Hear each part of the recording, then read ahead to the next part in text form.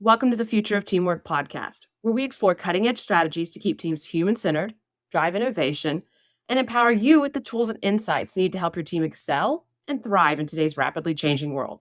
Your host is Dane Groeneveld, a seasoned expert with over 20 years of experience in enhancing team dynamics and innovation. Whether you're looking to kickstart a culture transformation this quarter or set the stage for a fresh beginning at the start of the year, our podcast today will provide you with actionable insights and strategies to reevaluate and shape your company culture for a thriving, forward-looking organization. This week, we are excited to welcome Ralf Specht, author of the book Building Corporate Soul, who shares his expertise on transforming organizational performance and value through a practical and reality-tested approach that aligns value-creating employee behaviors with corporate strategy. Tune into, first, uncover the key to shaping your desired corporate culture by initially identifying and eliminating unwanted values and behaviors while implementing a continuous evaluation process that ensures your ideal culture remains in place. Second, discover Ralph's 3-level soul system for creating a company culture with a soul, happy and engaged employees, and a sense of belonging that ultimately outperforms other companies. Third, learn the free and simple way leaders can unlock value from their employees and foster a profound sense of belonging within the organization. So, teamwork makes the dream work, and we're here to inspire your next collaborative breakthrough. Gather your team or put on your headphones and let's dive in together.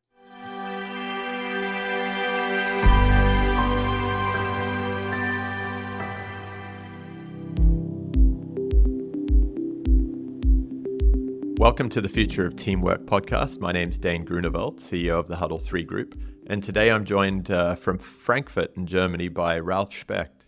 Ralf is an author and a founder and a consultant. And he's got 2 books that we'll be talking about today, Building Corporate Soul and Beyond the Startup. So there's a nice relationship between the 2 books that we'll dive into as well. Welcome to the show, Ralf. Well, Dane, thank you very much for having me. Oh, you're welcome. I'm excited to talk about everything that we've touched on just before this show. You know, teams, leaders, corporations. That there's so much to the work that you're doing. But maybe for the benefit of our listeners, you could provide them a little bit of a backstory on how you came to be working in this field. Yes. So the way I would like to put it is, my intention had never been to write books. Yeah. Okay. So that's the starting point. Although I started at the time when I started my professional career at the world's biggest publishing group. So that's a contradiction, if you would like. But decades later, after a very successful career in marketing, I've been working in McCann Erickson for more than 2 decades, and climbed the ranks and ran offices, ran global accounts, other multinational accounts. And one day I got a call from a colleague who I had been working with at McCann when we were servicing the General Motors business, who said, well, whether I was up to start up a company with him. And I said, well, why not? Tell me what you want to do. And then he told me a story. And when he finished, I said to him, Steve, I think you're making this up. It's too good to be true. I don't believe you a single word. And he said, no, it's all true. It's all true. And I said, well, send me a business plan. I'll look into that, and then we'll have a call on the weekend, and we'll see where this gets us. And so he sent me the business plan. I looked at it, thought the numbers were pretty sound, and the strategy was good. And so I called him on the next Saturday and said, Steve, I'm in. Let's do this. And this was the start of my startup career, which happened in 2011. So Wow. As we mentioned before, everything has its time. And so my startup time was a bit later than you would think, although I just read an analysis of startup founders who actually very often, and the most successful ones, are actually at the second part of their career, because obviously they benefit from the experience they've gained in the first part of their career. Yeah. So Steve's idea for this startup was a joint venture agency, and the joint venture partner was Jaguar and Land Rover. And the idea was to build a global marketing agency for both brands, starting with Jaguar. We did that, started with 4 agencies in 4 countries, office in LA, office in London, in Frankfurt, and in Shanghai, and 80 people in total for the Jaguar brand. And as we grew, and it wasn't designed to grow that dramatic, but when I left, and Steve had resigned as CEO a few years before that, and I turned into the CEO role. When I left in 2019, we were 1,200 people in 19 offices. So you can imagine, huge. In 8 years, some remarkable things happened, and the moment I left, which was a bit of a surprise to everyone, people reached out to me and shared their thoughts. And while that is something that happens probably to every executive or every leader who's got a somewhat good relationship with their teams, those reactions were different than what you would expect, because they weren't the obvious kind of, let me know where you're going, and perhaps we can continue our collaboration and all these nice little things. It was about, with you leaving, we recognize what you in particular, but also the whole leadership team had done. And since you were the last leader or the last founding team member leaving, we're concerned about the future of the company. And so people sent really very touching notes. And after reading through them during that week when they all came, I was like, okay, what am I going to do now? And I thought, well, actually, perhaps there's something in this which can help other leaders. And that's the idea that basically kicked off Building Corporate Soul as a book. Yeah. Because I think what the tone, the general message of these emails, WhatsApps, and text messages was that the culture that we had created was so unique, was a high performance culture, which put the human, the individual at the center. And that was something that for people who had been around the agency world or client world, they hadn't seen in that extreme. And for people who joined us as their first job, the others always said, well, when they quit and they move somewhere else, they'll have a hard time because they'll get into the real world, as they called it. And we as the founding team felt that we were trying to build the real world, a new real world, because we've been around quite a few decades. We were five founders at the time.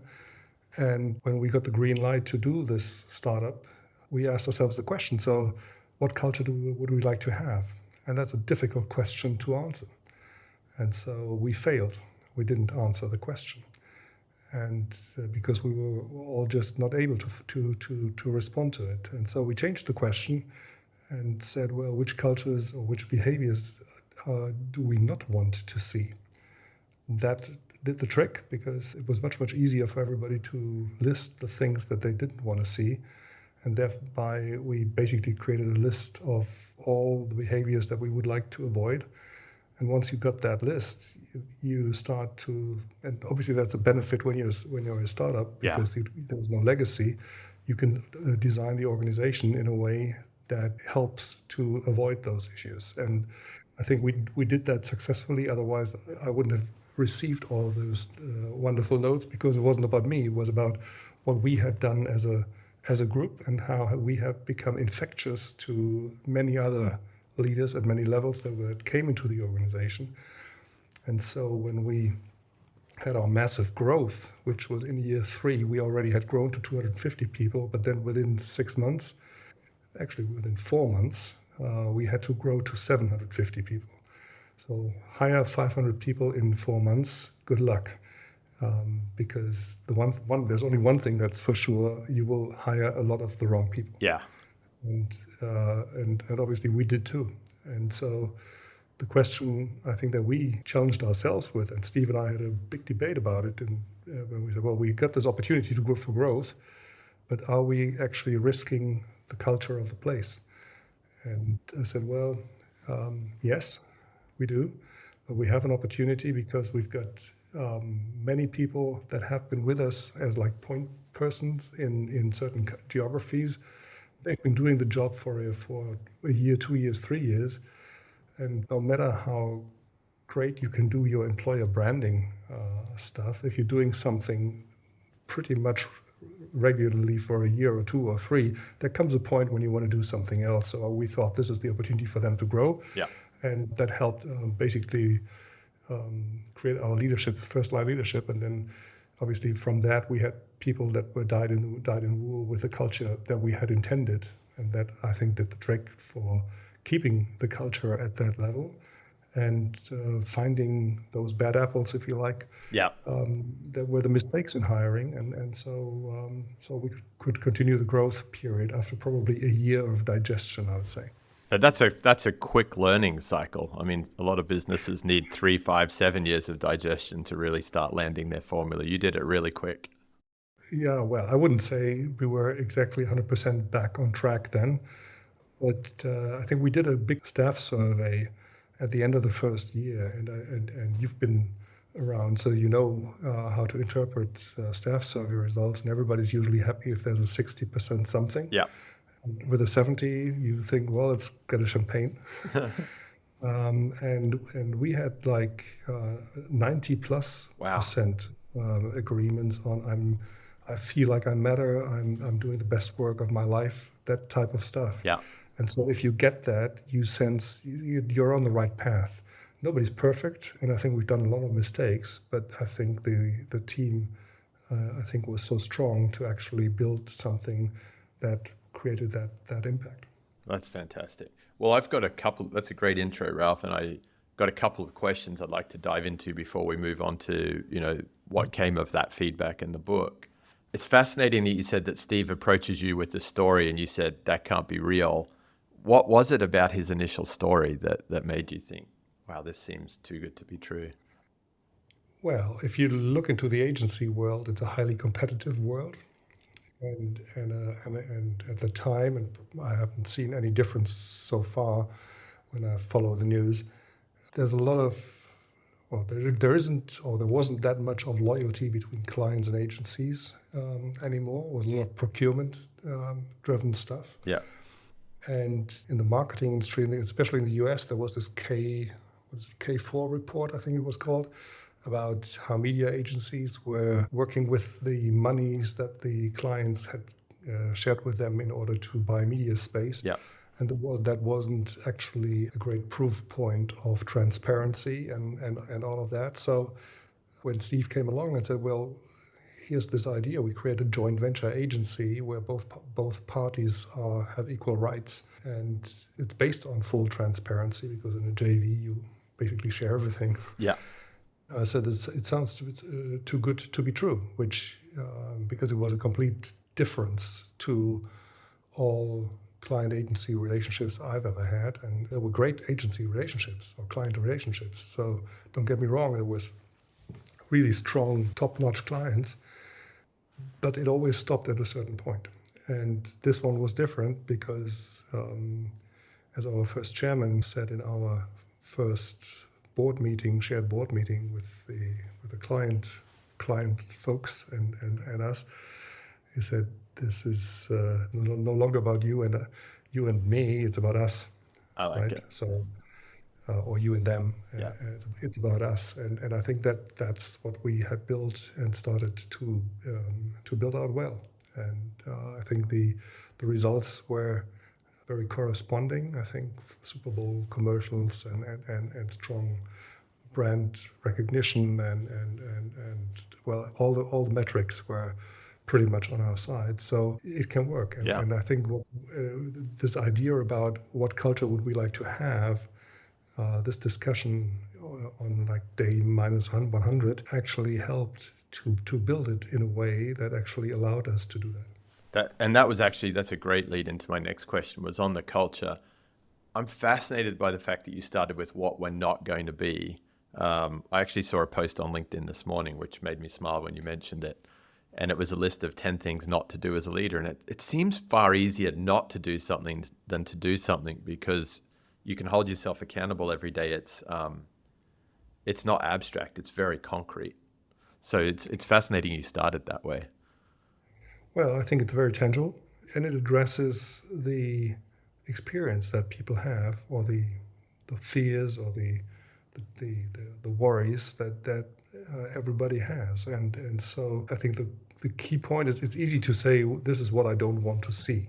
Yeah. The tough bit is, how do you then design an organization that has a high probability for these things not to happen? right? I Yeah. mean, for instance, I've come from a multinational global marketing agency background, and all the others came too from other places, but similar structure, similar business model. And one element of that business model has always been, and still is, I think, that offices compete with other offices of the same company. Yeah. And when you're in that machine, you often think like, what a waste of time and energy and resource, because there is no added value to the overall company. It's just Office A steals business from Office B. But the total equation is, if it's good, it's still the same. If it's bad, it's less. Both Yeah. Office A gets less than Office B got, and Office B doesn't have anything anymore. It's a prisoner's dilemma in many respects. Exactly. Yeah. So, and we said, so if we don't want to have that, but get into a culture of collaboration, we take the limited resources that we have and build leadership positions only in a complementary way, so that we don't have any duplication between the 4 offices. And as a side effect, those people in these 4 offices have to start collaborating because if you don't have the resource and you don't have the money to buy the resource as a freelance, you better work with your colleague, even though he might be 5,000 miles away. And that's the way it all started. And so we created a single P&L logic, so there was no incentive to any office leader to, steal business from his or her colleague. And so it's small things, but they have a big impact. But if you start with what do we not want to see, and in this case, we don't want to see this inter-office competition for money, then you take that kind of the goal, the objective, and then you start building the organization in a way that you take that away. And so the moment it's gone, it can't happen.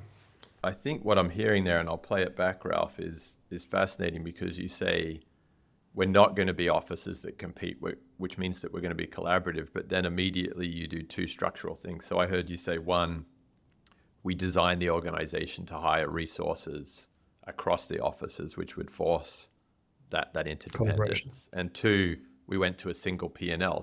So that's really building hard landscape to reinforce that desired culture. Yeah, I mean, you might still find the one odd person who tries to compete. Yeah. There's no incentive. And so, and if everybody else inside the organization has understood that that's not the way we want to play, then if you get the right people, they will at one point raise their hand and say, well, that's not the way we want to do things here. So No. why are we doing this? And then there's awareness, and then there's an opportunity to discuss, and then there's an opportunity to correct. And so and I think it's a self-correcting approach, which I think is ideal for any leader, because I think what every leader that I know hates most is to interfere with things that aren't on strategy. And so if you create it in a way that everybody gets the strategy, it's much easier. Much For easier. you as a leader, because everybody knows how to do things here. And so you don't have to raise your hand and raise your voice and have all these discussions that you don't want to have, but you can focus on the stuff that creates value and creates strong work, and the rest is history. Yeah. And I really like the way you framed that awareness of, how it's meant to be, and then an opportunity to discuss if it's not, and then an opportunity to correct, because it sounds like what you created there was almost a feedback system just by its very nature. It was already there because everyone knew how it was meant to feel, how they were meant to work together. Yes, and I've just been, as you were just talking about the LinkedIn thing that you saw this morning, I saw a LinkedIn post from a large company where one of the C-suite guys was talking about the staff survey that they're running currently, and that this obviously gets feedback and and some might hurt and some might be great and like real life. And he was, I don't know, it was like 25 lines of what he thought the staff survey did or does. And I couldn't resist. I commented on it because I said, the fact that you're asking your employees in an anonymous way once a year, Yeah. what they think. If you start celebrating this is actually the bare minimum of a regular staff survey. What about getting into one-to-one feedback 3 times a year, 4 times a year? Because that's what we did. We did evaluations initially every quarter, and after a while every 4 months, which required each team leader to have a chat with their peers or with their team. And we did it across all levels. So the CEO had to undergo the same thing as everybody else did, and he had to deal with everybody got his personal feedback, but it wasn't about this is like we're only doing this for, I don't know, people under 30 or whatever type of strange logic people would apply. But the fact that the organization started to learn from itself what they were doing right, what they were doing wrong, what things to start, what things to stop, which things to continue. Yeah. I think makes such a difference in reflection about your own organization. And so, what we did, for instance, which I would highly recommend to anyone, is these surveys or these evaluations had I don't remember, 8, 9, 10 questions. And but each question was around the values of the organization. So by design, every individual in the organization had to reflect upon those values at least 3 or 4 times a year with his manager. And let's say you're managing a team of 10 people, so you have to do this 10 times every 3 or 4 months. So if you're, let's say, after 6 months not able to understand the values of the company, you didn't get it at all. Yeah. So by design, you confronted with them all along, and you had no other choice than when you were evaluating your people to also reflect upon yourself whether you were staying true to that. And every now and then there was a 360 review, and so that helped to create an organizational health that I think did us so well. Yeah, I like your choice of words there with confronted too, because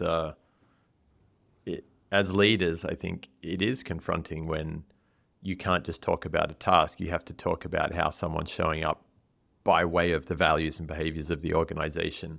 And it's confronting until it becomes second nature, but it's a good confrontation. And I think we lived a culture where, obviously, when Steve was CEO, I was among those people who did the evaluation with him, and some other colleagues did as well. And when I became CEO, same thing. So, but nobody was afraid. Yeah. Because people knew they could have that one word with him or me or whoever else inside the organization and say, listen, that wasn't really on the money. That wasn't on the money. So please. And we all got it, because nobody's perfect. No leader is perfect. And so, yeah, I think that's I think one of the key things. And obviously, as I was just talking about, the fact that the values were woven into that evaluation, so you couldn't escape. When I was reflecting upon the feedback that I received after stepping down, I thought, well, one key element is exactly that. So the clarity about who you want to be as an organization, where you want to go, and how to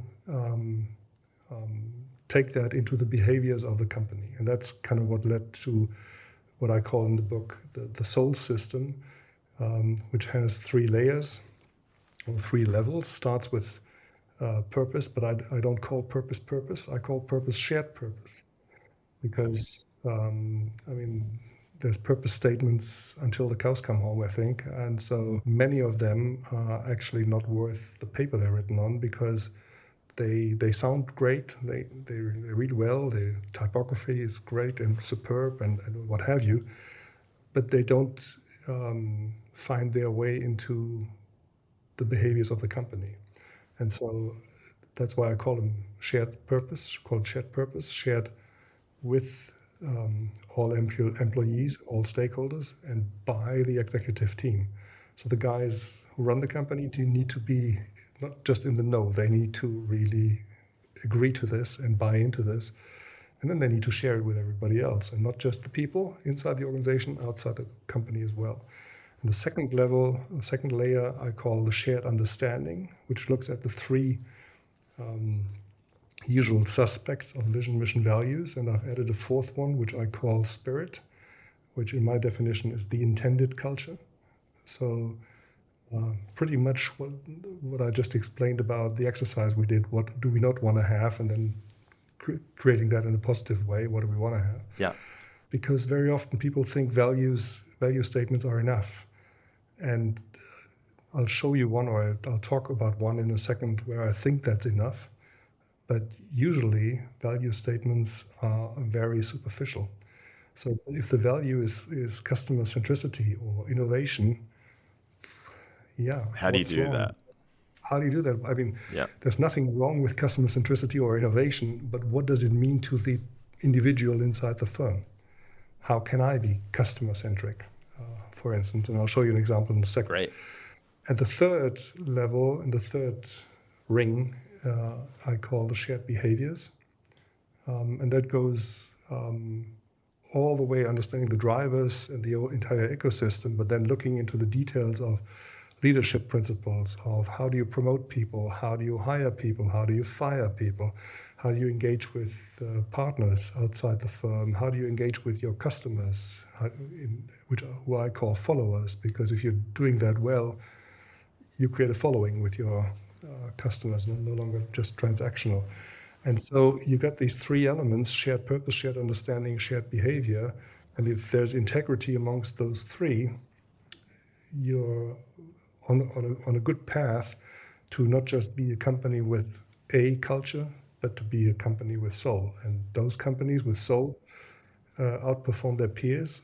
I've done an analysis on data based on predominantly employee satisfaction and engagement data. And when you looked at the companies that were on the top of that list, the top 20 companies between 2016 and 2020, I wrote the book in 21, when those top 20 companies outperformed NASDAQ even by 20%, more or less. So there is enough proof that and evidence that this works. So taking people seriously, and that's, I think, speaks to what you're trying to achieve with your podcast and the work that you're doing, actually has an impact. And it's not just about having a nicer life and it's all cool and fuzzy.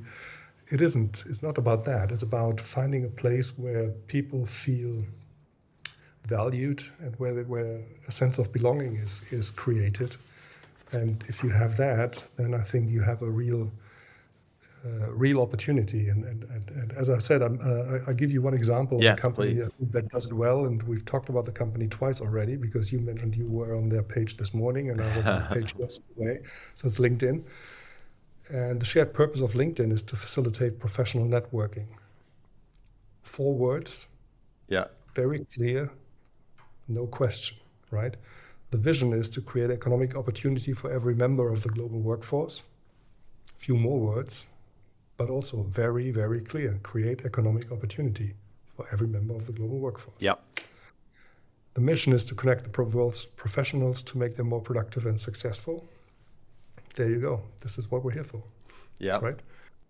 And now the values piece, I think I like a lot, because as I mentioned, let's take customer centricity. And so LinkedIn is a very customer centric company, but they don't put customer centricity as a term into their values. They say the 2 first values are members first and relationships matter, which basically is a translation of what customer centricity means for everyone. Okay, so you get it. And then there's 3 values on attitude: being open, being honest, and being constructive. And there's another 3, which is about behavior and the way you're driven, I think. Is probably the best way to put it. 3 values are demand excellence, take intelligent risks, and act like an owner. So this goes to the entrepreneurs inside the firm. This goes to you're self-determined. We bring you into the company because we think you're capable to take smart decisions, which obviously, as we all know, often involve a risk. But we expect you to be smart enough to take intelligent risks and not the dumb risks. So I think this set of values, members first, relationships matter, demand excellence, take intelligent risks, act like an owner, and then be open, constructive, and honest. I think it's just, when you just read it or hear it, you have a very good understanding of what life at LinkedIn feels like, or is supposed to feel like. Yeah. And when you talk to people who work at LinkedIn, they give you pretty much that. That's neat. They also created a spirit statement. They say, we aspire to create a trusted, caring, inclusive, fun, and transformational world of work, not just for ourselves, but through our platform for every member of the global workforce. So again, it goes full circle. And I think what I like about it, on top of the fact that I think it's well crafted and well thought through, is the fact that this has stayed in place ever since pretty much the early days. So this is from 2005. So it survived the Microsoft acquisition. It survived the CEO change. Yeah. People didn't bother to make this, to tweak it a bit here and there, because you can always tweak it. But it takes smart leaders to accept that what their predecessors have done is the right thing, and you don't have to change it just because you want to leave your mark on this. Because I think leaving the mark is probably much, much easier in this case to continue doing it because it's so smart. Yeah. No, I really like that example, Ralf. And it brings me back to a question. As you look at the three circles, shared purpose, shared understanding, shared behaviors, they're really nicely laid out in that LinkedIn place. But where do you come up with the choice of word soul? Like, how did you land on soul? Well, I think people ask me, as you do, why did I pick soul? And I think I picked soul because there's a saying in German, which is, he or she is the soul of the company, which pretty much means he or she embodies the best of this company. Yeah. And the idea to bring or drive a culture to a place that is where really all these things are in sync, right? I mean, it's a bit like going back to like 20 minutes ago when we talked about the fact that we designed the organization based on the behaviors we didn't want to see. Yeah. It's exactly that. It's when all these things are in sync, your staff survey results might get not just to the great 60 or the very good 70, but you might get into the 80s and the 90s because people see that and people feel that. And there's been this great analysis from McKinsey last autumn where they analyzed the motivations why people are leaving companies. And they did it across the world. So there isn't like, it's different in Europe than in the US or in Asia. It's pretty much the same everywhere. And I think what I liked so much about that research was they asked two target groups. They asked the employees, why are you leaving? And they asked the employers, why do you think they are leaving? And the employers said, well, he or she wants more money, gets a promotion, or there's a health issue or something like that. The employees said, I don't feel valued by my manager, I don't feel valued by my organization, and I don't feel any sense of belonging. So 3 purely emotional drivers why people are leaving organizations. And so I think soul speaks to that. Yeah. No. Right?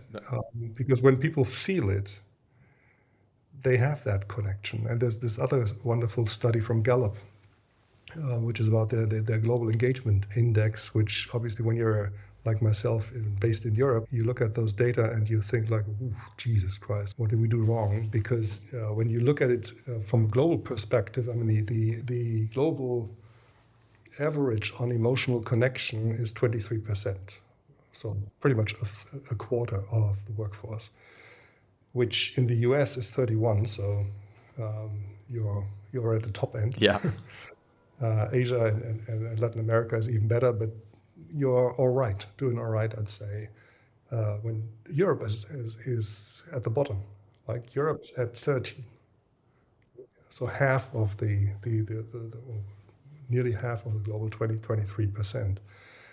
And so when you talk to the Gallup guys about that research, and ask them, so obviously that's an average. And it's not difficult to imagine that if it's an average, that the worst companies are really at zero. But where are the best companies? And the best companies are at 60% emotional connection, loyalty with their people. So I'd go as far as to say that those 60% companies are companies with soul, Yeah. because they have found a way to connect with their workforce so that there's a buy-in into the purpose, there's a buy-in into the vision, and there's a buy-in into the behaviors of the firm. Yeah. And so it's the emotional elements, because we feel whether we are valued. We can't measure whether we're valued. Yeah. I mean, there's ways to measure things, but it's a feeling, it's an emotion, it's a sentiment. And if companies understand that that is the case, then I think they're much better off. And it doesn't really matter whether you're talking an S&P 500 company or a 12 people company down the road. Yeah. And it doesn't matter whether this company has been founded 2 years ago or 200 years ago. Doesn't really matter. It's all about the leadership. And if you got issues with your people and your workforce, then look into the mirror, because when you look into the Gallup study, they've looked into what are the gaps between the best and the worst, and Yeah. like the worst are 81% less performing on absenteeism. So people just simply stay at home, and they're perhaps sick. They or vote with their feet. pretend to be sick or whatever. Turnover is like 43% worse than the average. For shrinkage, so theft, in other words, Yeah. 18% or 28%. Sorry, safety incidents minus 64%. So there's lots of KPIs that you can look into how your company is performing against industry averages, but obviously. It's not just about the downsides, it's also about the upsides. And the upsides are the best are usually 23% higher, have higher profitability, 40% higher productivity, and a 10% higher customer loyalty. So all the things as a company leader you want. So this is not about making it soft and easy and cozy for everyone. This is about creating a space where people can deliver their best work. Yeah. At the end of the day, that's what it is. Yeah. I like that. And I like that you call on leadership. I want to dig into that a little bit. I actually read, I didn't read a book, I lie. I did a Blinkist this morning, which is like a quick audio book summary on a book called 8 Secrets to Powerful Manifesting by Mandy Morris. And so when you actually walk through it, it talks a lot about, as an individual, if you're trying to manifest a positive outcome, a new goal, a new way of living, a new way of having a relationship with someone, that you need to just be constantly waking up, checking in, setting intentionality, envisaging yourself where you're at. And I've heard a lot of that coming from you today. And it sounds to me like that's really with this whole process of building corporate soul, is going beyond culture. It's heavily dependent on leadership. You talked about it in your one-to-ones.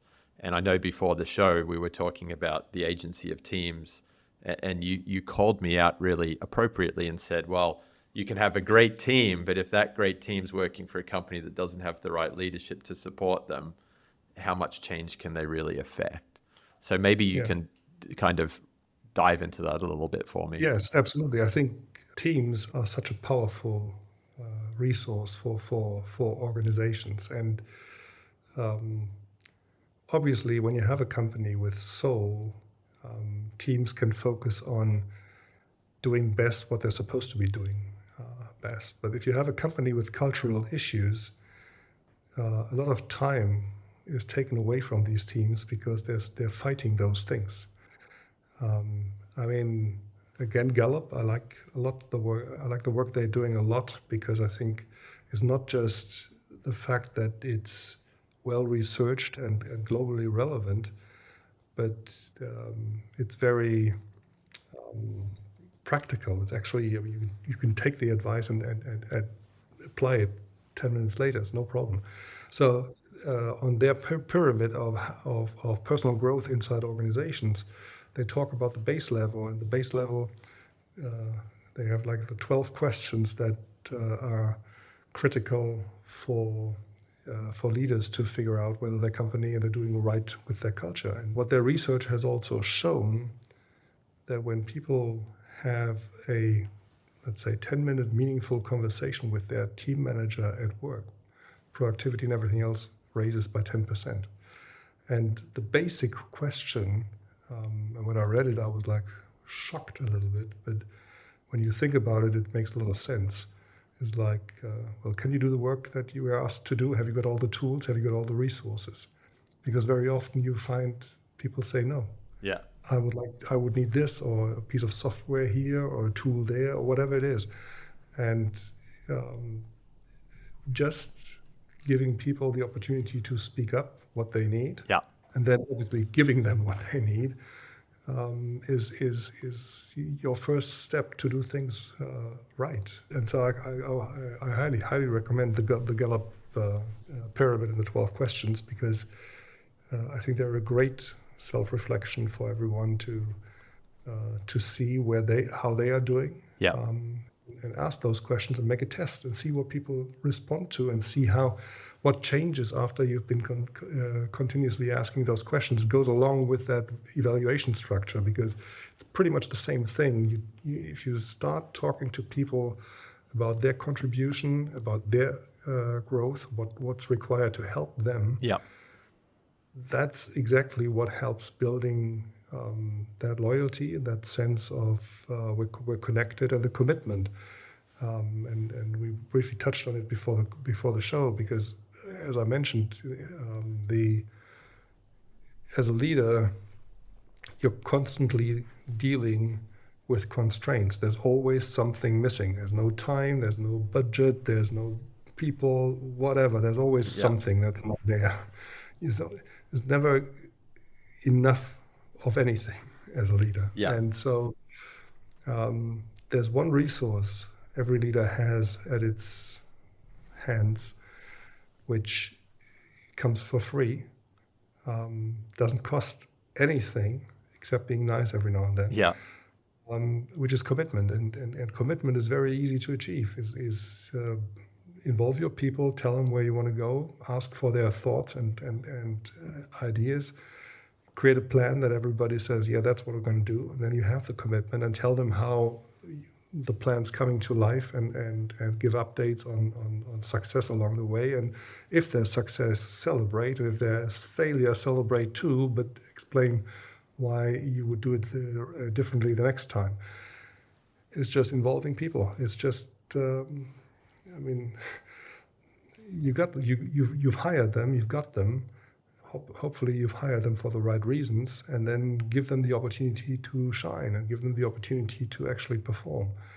And I think that's, as simple as it sounds, it's the key to unlock a lot of productivity, a lot of loyalty, and a lot of belonging and feeling that sense of value. Yeah, I think that's a wonderful note to end on, Ralf. It's very powerful. It's a great call to action for all teams now and in the future.